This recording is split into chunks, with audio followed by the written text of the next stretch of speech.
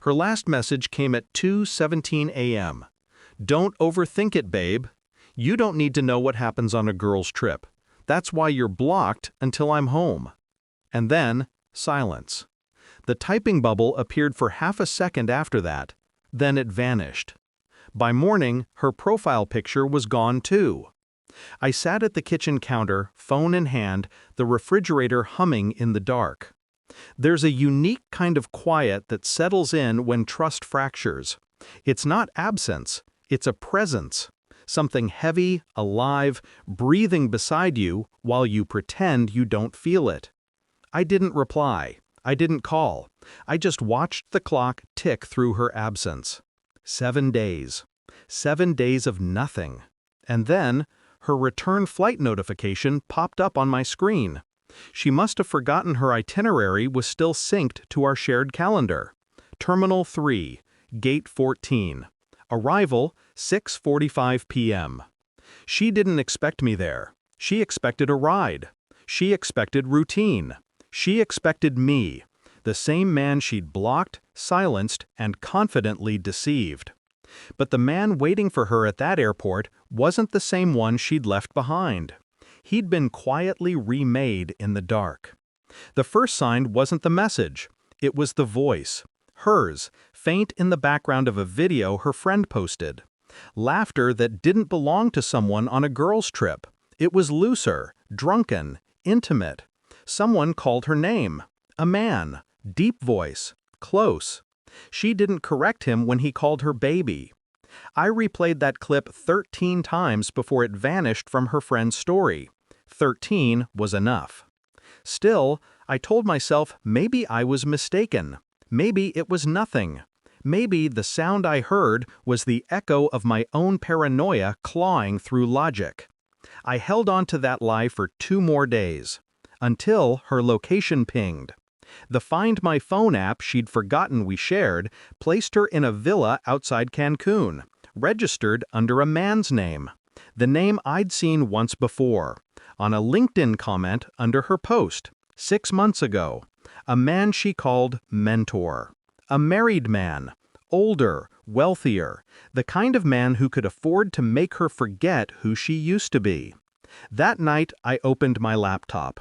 Not to message her, but to prepare. I spent the rest of her trip in silence. I kept my routine exact. Work, gym, dinner, sleep. Every minute the same. Predictable. Calm. But my mind didn't sleep. While she laughed in beach bars, I sifted through data. Phone backups, old cloud syncs, deleted messages that weren't quite deleted. I discovered the hotel confirmations she'd archived. Photos hidden in an album titled Receipts. A plane ticket purchased with a different credit card. His. I didn't confront her. I didn't rage.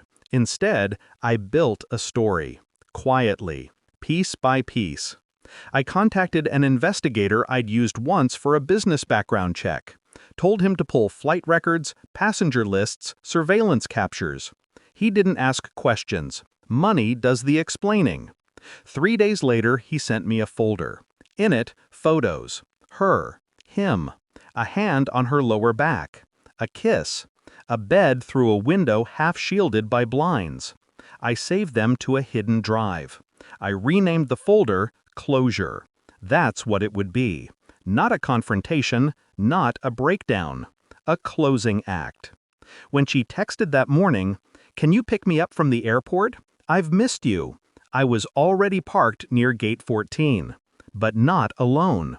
In the back seat sat another passenger, his wife. The man's wife. She'd called me 2 nights earlier after my investigator reached her first. We didn't talk long. We didn't need to. Pain recognizes pain instantly. We just made a plan. The flight landed early. I saw her before she saw me, emerging from the terminal, bright smile, hair freshly done, pretending she hadn't vanished for a week. Her phone already in her hand, searching for my name. She didn't know she was walking toward her reckoning. Her smile flickered when she saw who stood beside me. I didn't move, didn't speak, just handed her a small envelope. She took it, confused. Her fingers trembled as she opened it. Inside, printed photos.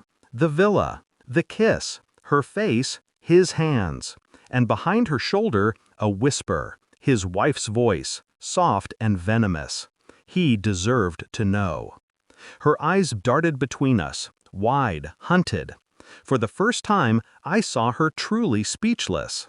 She started to explain, of course she did. It's not what it looks like. I let her speak until her words choked on themselves. Then I said, quietly, I know. It's exactly what it looks like. No anger, no shouting, just finality. I turned to his wife. You'll get what you need from the attorney tomorrow. I've already sent the files. Her nod was enough. Then I looked back at my wife, former wife, really, and saw the collapse behind her eyes.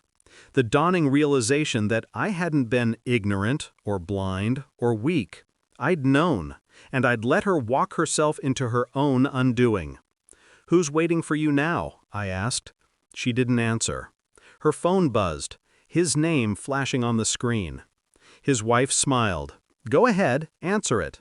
She didn't. She couldn't. I turned away, the envelope still in her shaking hand. I didn't look back.